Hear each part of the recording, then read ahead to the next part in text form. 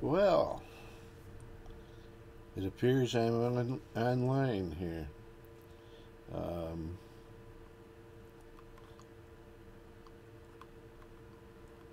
I didn't add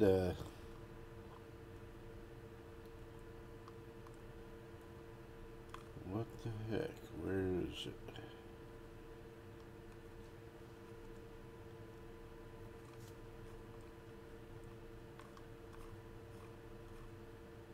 I'll get it here in a.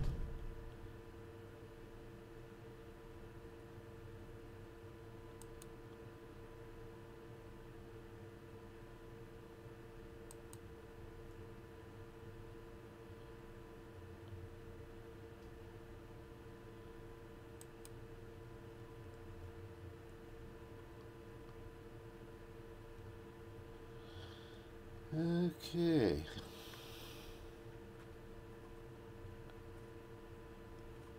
I know there's supposed to be a sidebar for chat. I forget how.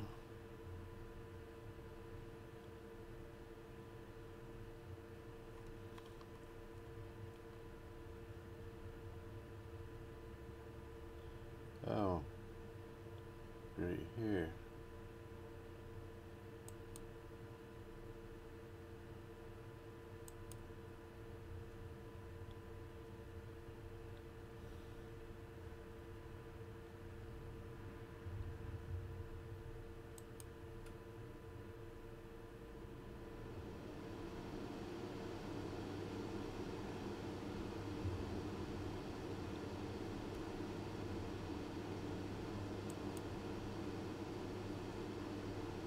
Okay.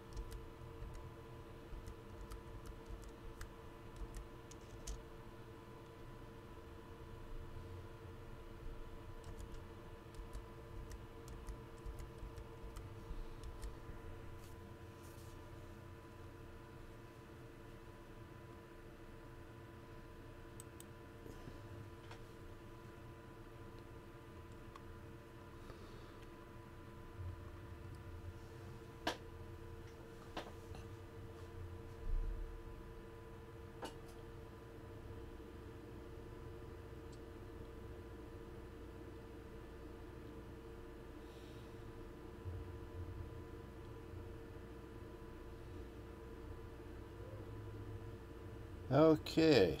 I don't know if I'm getting my voice through or not. I can't really tell. Um,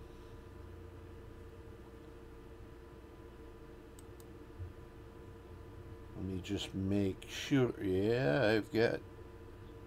It looks like my microphone's working here in my encoder. So I should be having audio along with my video without any problem here.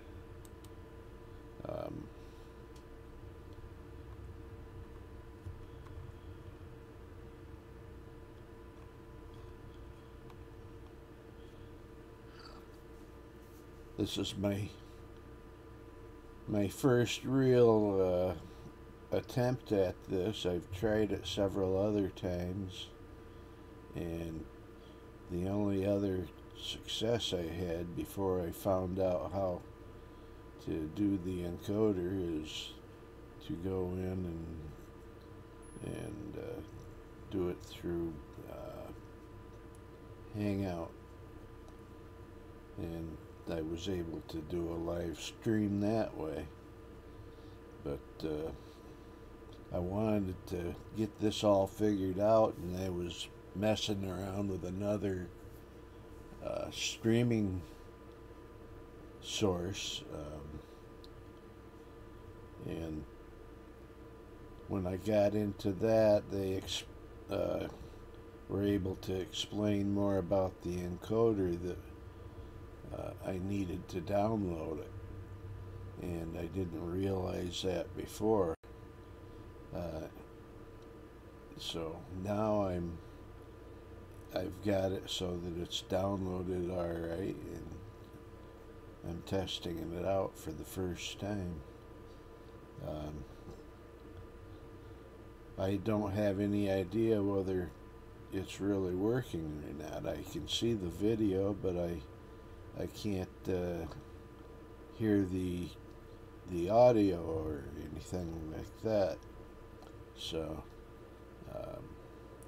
all I know is that I'll have to check later on when the video is uploaded. I'm going to start out and explain who I am. I'm Charles Peck, and I live in Florida. I'm 71. I'm an old fart. I like country music, and I like playing guitars, and I've built 3 amplifiers so far, and most of the amplifiers I had bought I either sold or gave away to somebody else because I like my amplifiers that I built. 2 of them were built on the Fender Deluxe schematic, and the first one was actually a kit from Mojo Town, and I got a complete kit with all the parts and the schematics, and the cabinet was all made by them, and it was a tweed cabinet, and that turned out fine. It worked right from the first get-go when I powered it on. So I had it for a year, and then I got the itch and started planning. I wanted to build another one, only I wanted to make my own cabinet, so I had to buy some equipment. I didn't have a table saw, and I just had a cheap router, a Black & Decker router, and a Black & Decker table, which was plastic. And so I went and bought a Craftsman table saw, and I built a few jigs to use on the table saw so that I could do finger joints and put the pieces together for the cabinet, and I glued them all together and routed the corners after the cabinet was put together.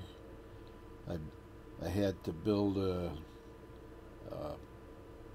faceplate for it to mount the speaker to, and so when I cut the circle for the speaker, I did that on the table for the router, and I pivoted around on a pin to the correct radius, and I routed a nice circle out of it, and that baffled board came out nice.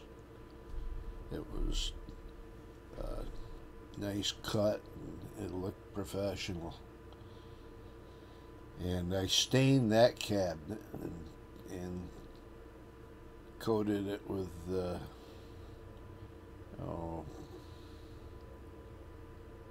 polyvinyl coating. And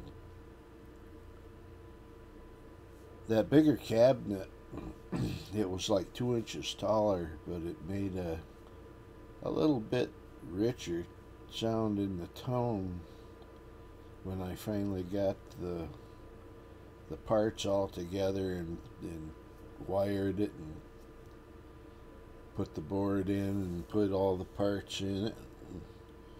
It took me a while of ordering parts, and by the time I had completed the second build, it was 2 years after I had done the first one. Because I was buying parts as I went along, and I was buying tools and things like that. That one came out pretty nice, and I also built a 212 cabinet to go with it that I could plug into it. So I had the onboard speaker, and then I had the 212 cabinet besides. So goes along a while, and I start itching again to build another one. I decided I would build a head cabinet this time because I already had the 212 external cabinet. I didn't really need to build a combo amp. So I got all the parts and everything to build a 6G3, which is a Brown Deluxe Fender circuit. And I lost my train of thought, but anyway. Oh, okay, yeah. So while I was building that, I started building the cabinet for that, and I wanted to do, instead of finger joining, I wanted to do dovetail. So I bought a Harbor Freight dovetail jig and some cutters, and did a few test pieces, set them up and fitted them, and I built a box with a groove to put a bottom into it as a first test, and just a junk box is really what it is. It's what I throw extra parts in, so it's a junk box. And that worked pretty good. It looked pretty good. In fact, I never even glued the joints. It's just all fit together, and it stays together as a junk box. That's fine and dandy the way it is. That turned out pretty good, so I cut the material for the cabinet for the head unit, and I did all the finger joints on that and fit that all together. Glued it and routed the corners on it, and I used the same finish on that as I did the prior amp I built before it, which was the 5E3 Deluxe with the bigger cabinet and with the wood finish, and the 212 cabinet was with it. So I used the same finish, and I also reclaimed some cedar from the hurricane that we had here a couple years ago, and I cut pieces for inlays and things, and added that to the cabinet as I was building it. And I made like cedar faceplate across the head cabinet on the front, and I used cedar for a restraint rail on the back, so if I put my cord in there or a pedal or anything, it would restrain things in transit. I could carry things inside the head cabinet. That come out beautiful too. That was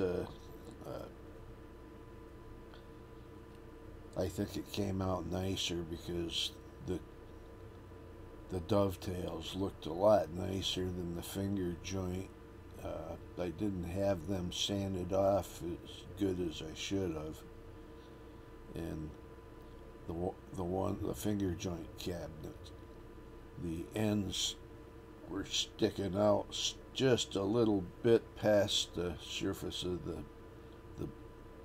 mating board, and so it was just a slight bit high as they come out and come together, where the dovetail, that come out beautiful. Everything, of course I learned the trick of using the router to trim it back with a guide bearing on the end, so that it would just trim it flush, which I wish I'd have done that on the cabinet before, and I didn't. So I learned from that, and so when I did the last one there, the 6G3, that come out so nice. I wish I'd done the same thing with the dovetails on the prior cabinets, because it really made a difference, and it's probably a stronger joint too. You really can't pull it apart because of the dovetails. Well, I've got 8 guitars along with the amps I've built in the 212 cabinet. 2 of my guitars are Gibson Les Pauls. One was the Robot, which was a studio Les Paul, is what they used to make the Robot. And so I've since changed out the tuning on that. It's still automatic tuning, but it's the upgraded Tronical instead of the original Robot tuners, where everything is in the headstock instead of the electronics down in the cavity where the potentiometers are for your volumes and tone. It doesn't have any of the electronics in there for the tuning anymore. It's all on the headstock, and that works pretty good. And I've also got a faded Les Paul, which is the second Les Paul, and I've got 2 Fenders. One is an American Deluxe Stratocaster with the roller nut, the S1 switch, and it's got a pearl finish on it, Olympic pearl, with a humbucker in the bridge position, so it's HSS. And then I've got the other one that's a Fender, is a Mexican Telly with the wide field humbuckers in it. I have four Gretsch guitars. G5420T. I have a Projet Electromatic. I can't remember exactly what the number is for that. I have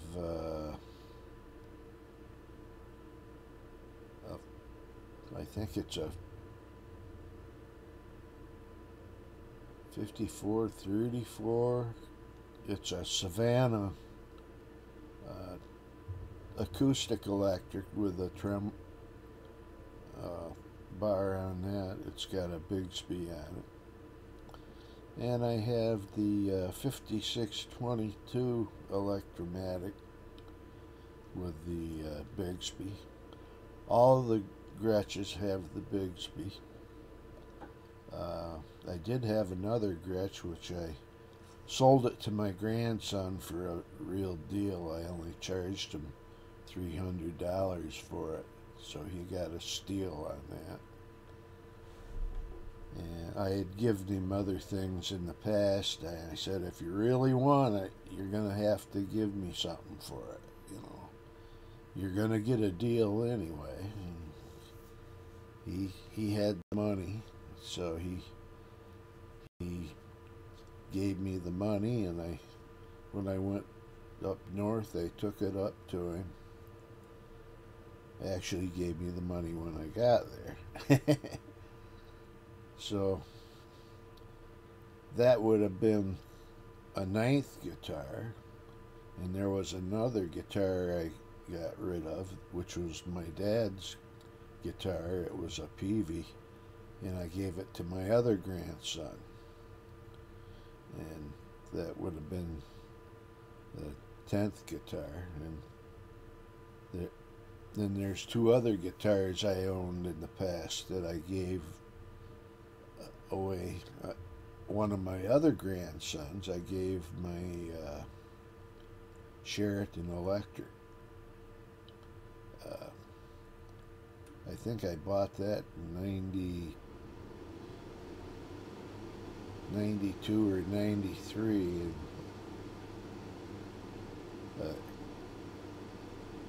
he was taking lessons, and I heard him play, and I decided he needed a good guitar, so I gave that to him.